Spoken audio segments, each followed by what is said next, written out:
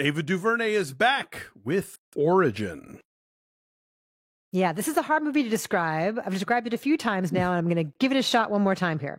Because it's sort of this like clunky slamming together of two different movies that don't quite work together, but each is interesting. There's connective tissue. All of this, all of it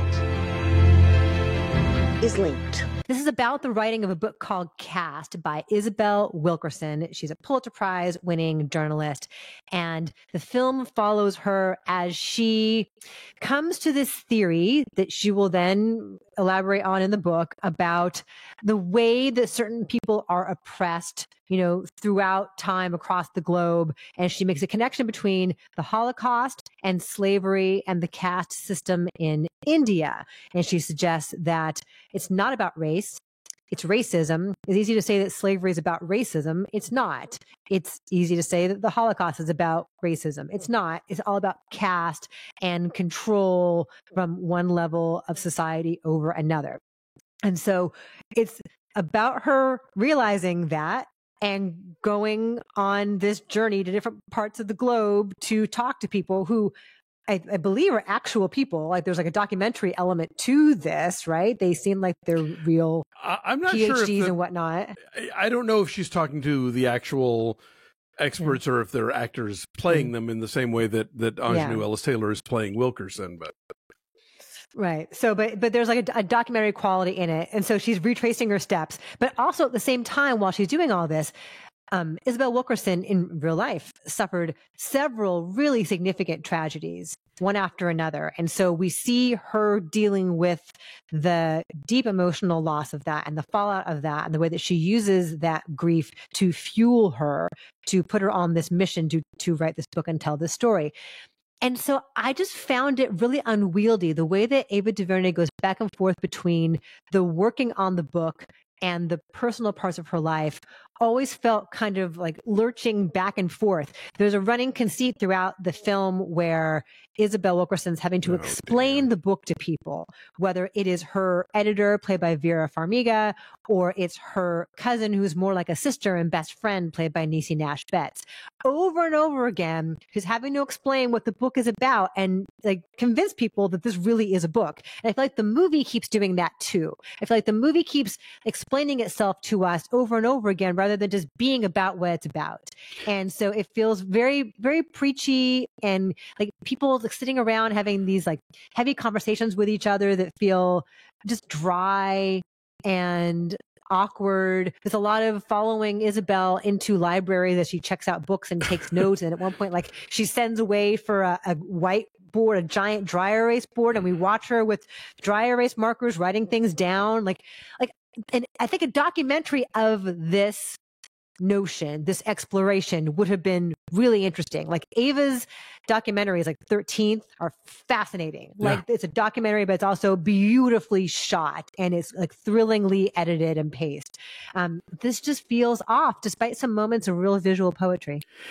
Yeah, I understand her attraction to this material, and I think she's got interesting things to say about this material, but the execution is so awkward because rather than try to adapt the book into a documentary or weave the ideas of the book into a narrative, you wind up with a narrative about the creation of the nonfiction book, and it just sort of lurches around. And there are some moments here that are unforgettable.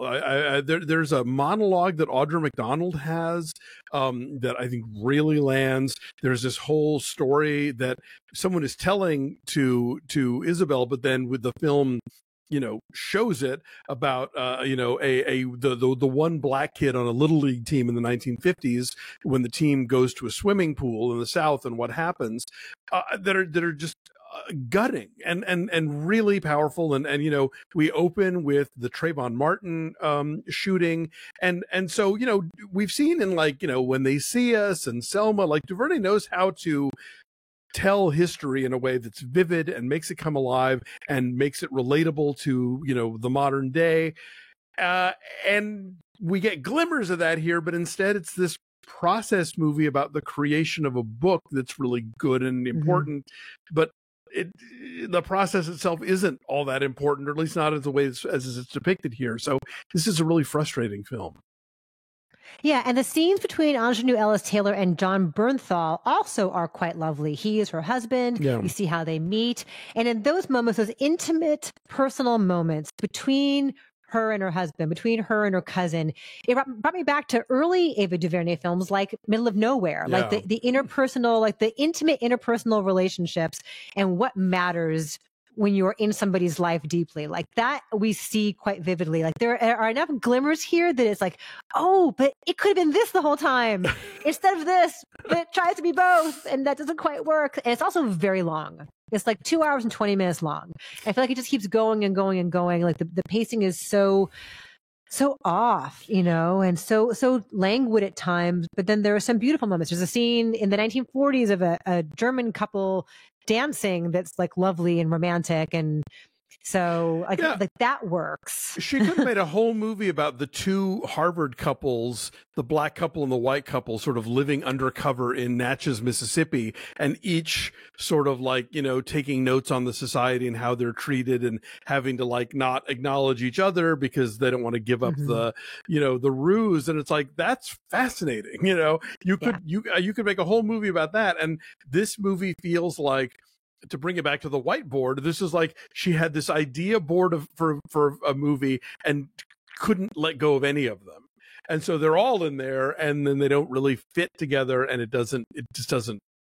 This is, I'd say, and I'm granted, I'm a defender of Wrinkle in Time, which not a lot of people are, but I'd say this is probably her most awkwardly assembled film. And I think she's such a powerful storyteller somehow that you're just not getting that here. Yeah, I found it frustrating and a rare misfire from her as well. But Ingenue Ellis Taylor is awesome. Oh, always. Yeah. She's always awesome. Always great. Like, can't help but be great. And it's a different kind of role for John Bernthal, too. Sort of a sweet kind of nebbishy role, which is unusual for him, True. I think. Anyway, so what's your number then? God, I mean, I think I'm ultimately like a 5.5. I feel like it's, there's these really great pieces, but they don't belong in the same movie, and it just doesn't work. Yeah, I'll say like a 5. Like I'm right down the middle on it. So Origins in theaters, when it played at, I want to say Venice, it was either Venice or Toronto, it got like a rapturous response. Was it at Venice when you were there? It showed right after I left, so I didn't get to see it there, unfortunately. But right. You know what? The Venice gave a standing ovation to The Whale. I'm just going to say that.